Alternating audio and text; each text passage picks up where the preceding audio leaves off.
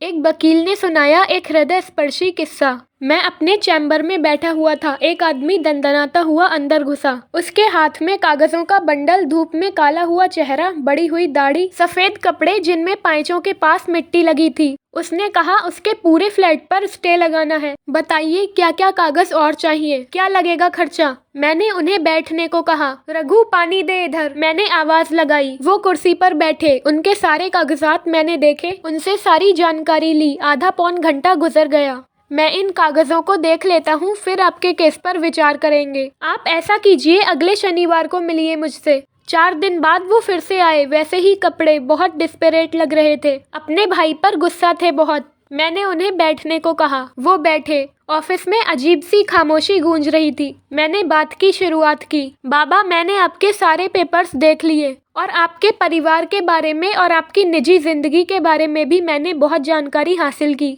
मेरी जानकारी के अनुसार आप 2 भाई हैं, 1 बहन है। आपके माँ बाप बचपन में ही गुजर गए। बाबा, आप 9वीं पास हैं और आपका छोटा भाई इंजीनियर है।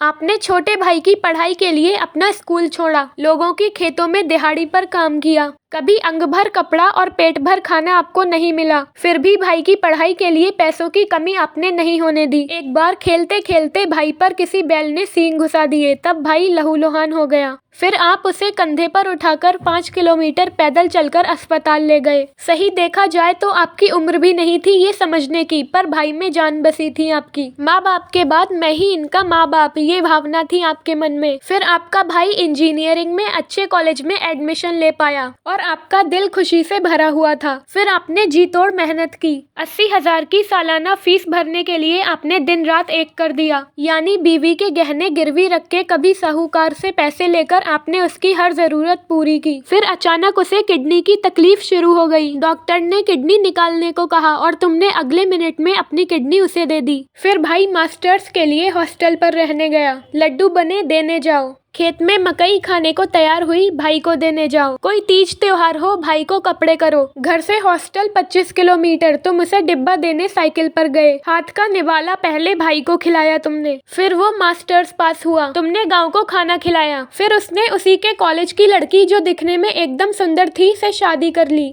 तुम सिर्फ समय पर ही वहाँ गए। भाई को नौकरी लगी, 3 साल पहले उसकी शादी हुई। अब तुम्हारा बोझ हल्का होने वाला था, पर किसी की नजर लग गई आपके इस प्यार को। शादी के बाद भाई ने आना बंद कर दिया। पूछा तो कहता है मैंने बीवी को वचन दिया है। घर पैसा देता नहीं। पूछा तो कहता है कर्जा सिर पे है। पिछले साल शहर में फ्लैट खरीदा। पैसे कहाँ से आए? पूछा तो कहता है कर्ज लिया है। मैंने मना किया तो कहता है भाई तुझे कुछ नहीं मालूम, तू निरा गंवार ही रह गया। अब तुम्हारा भाई चाहता है गांव की आधी खेती बेचकर उसे पैसे दे दे। इतना कह के मैं रुका। रघु ने लाई चाय की प्याली, मैंने मुंह से लगाई। तुम चाहते हो भाई ने जो मांगा वो उसे ना देकर उसके ही फ्लैट पर स्टे लगाया जाए। क्यों, यही चाहते हो तुम? वो तुरंत बोला हाँ। मैंने कहा हम स्टे ले सकते हैं, भाई के प्रॉपर्टी में हिस्सा भी मांग सकते हैं, पर तुमने उसके लिए जो खून पसीना एक किया है वो नहीं मिलेगा। तुम्हारी दी हुई किडनी वापस नहीं मिलेगी। तुमने उसके लिए जो जिंदगी खर्च की है वो भी वापस नहीं मिलेगी। मुझे लगता है इन सब चीजों के सामने उस फ्लैट की कीमत शून्य है। भाई की नीयत फिर गई, वो अपने रास्ते चला गया। अब तुम भी उसी कृतघ्न सड़क पर मत जाओ। वो भिखारी निकला, तुम दिलदार थे, दिलदार ही रहो। तुम्हारा हाथ ऊपर था, ऊपर ही रखो। कोर्ट कचहरी करने की बजाय बच्चों को पढ़ाओ लिखाओ। पढ़ाई करके तुम्हारा भाई बिगड़ गया, लेकिन इसका मतलब यह नहीं कि तुम्हारे बच्चे भी ऐसा करेंगे। वो मेरे मुंह को ताकने लगा,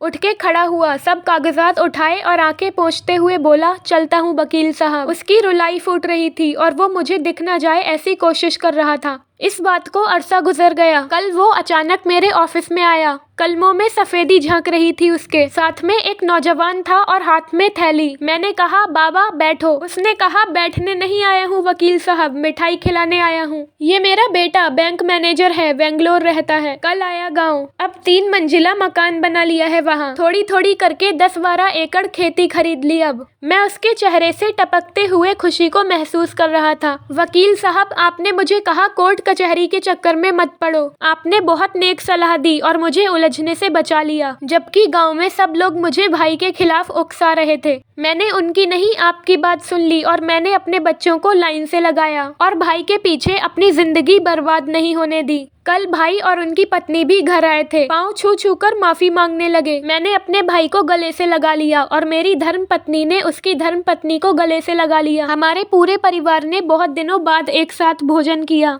बस फिर क्या था, आनंद की लहर घर में दौड़ने लगी। मेरे हाथ का पेड़ा हाथ में ही रह गया और आंसू टपक ही गए। आखिर गुस्से को योग्य दिशा में मोड़ा जाए तो पछताने की जरूरत नहीं पड़े कभी। बहुत ही अच्छा है इसको समझना और अमल में लाना चाहिए। यह एक सच्ची घटना है और बेमिसाल भी है। दोस्तों, आपको कहानी कैसी लगी कमेंट करके जरूर बताइएगा। कहानी पसंद आई हो तो वीडियो को लाइक करें, शेयर करें, चैनल को सब्सक्राइब करें। वीडियो को पूरा देखने के लिए बहुत बहुत धन्यवाद।